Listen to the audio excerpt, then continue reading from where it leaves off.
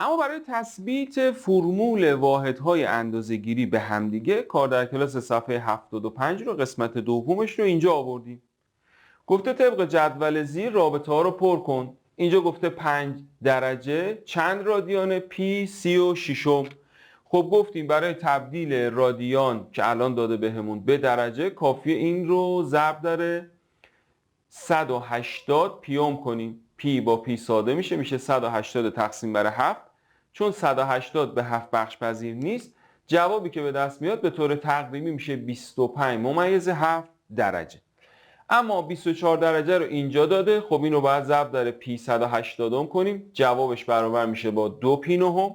به طریق مشابه 2 پی پنجم رو داده، 2 پی پنجم رو ضرب در 180 پیوم میکنیم، میشه 72.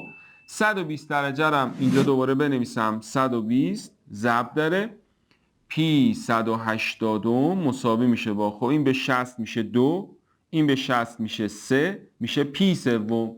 2 پی سوم، 2 پی سوم. 5 پی چهارم هم مجددا ضرب داره مثل این و مثل این ضرب در 180 پیوم میکنیم و جوابش میشه 225 درجه. اما بچه اینجا رو دقت کنید، یه نکته رو میخوام الان بهتون بگم.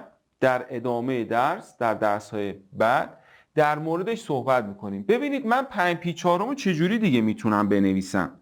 5 پی چهارم، هر موقع ضریب پی بالا یه واحد از این 4 بیشتر بود، من اینو میتونم بنویسم 5 پی رو بنویسم 4 تا پی به اضافه پی تقسیم بر 4. حالا این رو تفکیک کنم، 4 پی چهارم رو یه بار بنویسم به اضافه پی چهارم. این 4 با 4 ساده بشه، میشه پی به اضافه پی چهارم. یعنی اگر عدد بالا که ضریب پی هست یکی از عدد پایین بزرگتر بود، حاصلش میشه پی به اضافه پی تقسیم به اون عدد، مثل اینجا. اما 2 پی سوم رو چطوری میتونم بنویسم؟